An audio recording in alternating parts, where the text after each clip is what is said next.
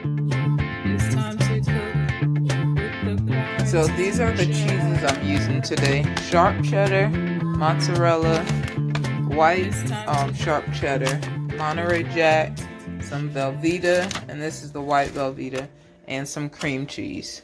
Whenever I've made macaroni before, I've always made too much. So this time, I'm going to, instead of halving the recipe, I don't know if y'all can hear me over there. Instead of doing half of the recipe, I'm actually going to do a fourth of it. So I'm going to use half a cup of each type of cheese. So that's the sharp cheddar.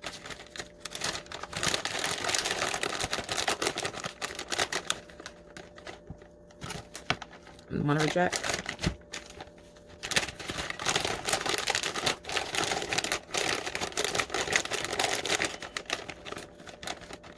The white cheddar. And yes, I'm eating this cheese as I pick it up. And then I'm going to cut this in blocks. I forgot how much of the cream cheese and the Velveeta, but I'm going to cut these in blocks and add them to my container. Alright, so I think I'm doing it right. I need 2 ounces of the cream cheese. So let's put that in here. I think I need 1/4 of this. This is a 16-ounce block, and so I only need 1/4 of it.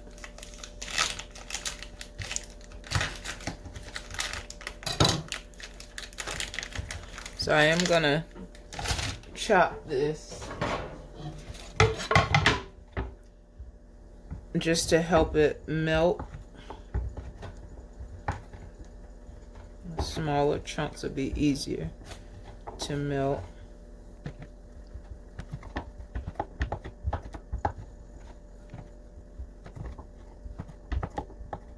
Alright, so I also need 1/4 of this cheese, of the Velveeta. And I'll do the same thing, just cut this in chunks to make melting it down easier. Alright. So these are all of the cheeses that I'm using. I'm going to pack all the rest of it up and put all of this in the refrigerator until I'm ready. I'm going to go ahead and take my eggs out and let these come to room temperature. I was watching a chef around Thanksgiving, and she mentioned that using room temperature eggs helps to avoid the egg taste, and it helps to mix in the noodles even better. So I'm going to sit these out. So the noodles have been drained, and I've mixed butter in here already. So I'm just going to let these sit in the pan until I'm ready. And I should have gotten a smaller pan, but that's okay. I'll just have a thin layer of macaroni. Alright, so now here comes what could be, or what can be, the tough part. I'm going to make the roux. The recipe that I'm using calls for a full stick of butter, but since I did 1/4 of everything else, I should have only done 1/4 of butter, but butter makes everything better. So I'm going to use a half stick of butter. And I'm going to let this melt down before I add the flour.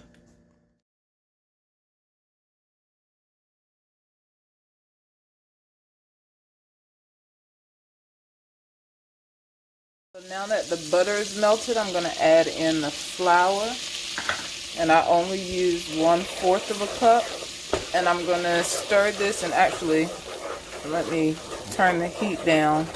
But I'm going to stir this to cook all of the raw flour taste out. Alright, so I'm going to add in 1/3 cup of milk and stir this in.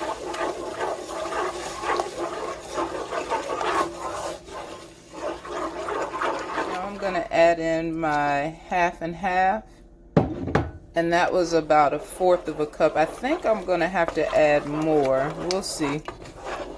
And I hope I didn't mess up when I stopped stirring, because this is already, it's getting thick as it should, but I want to make sure I don't have any lumps. So I'm going to keep stirring this until everything is mixed well. Alright, so to make this work better, I'm going to put the camera down. And let's start adding in the cheese. And I think I'll add little by little and let it melt down just to help with stirring. Because the recipe I'm following makes a really thick cheese. I'll put the link in the comments, or I may put it in the video description. Let's add a little more. Let's just add it all.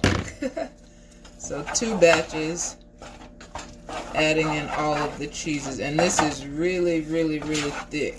After I mix it a bit, I'll flip the camera around so that you can see it, but I can literally pick this up. So I'm going to keep stirring it and hopefully get this to melt. I think I might need a little more milk. I'm going to add just a tad more.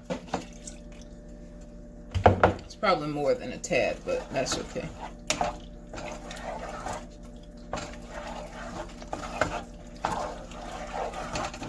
And I did turn the heat down. It's on about a 4 because I want this to melt, but I don't want it to burn.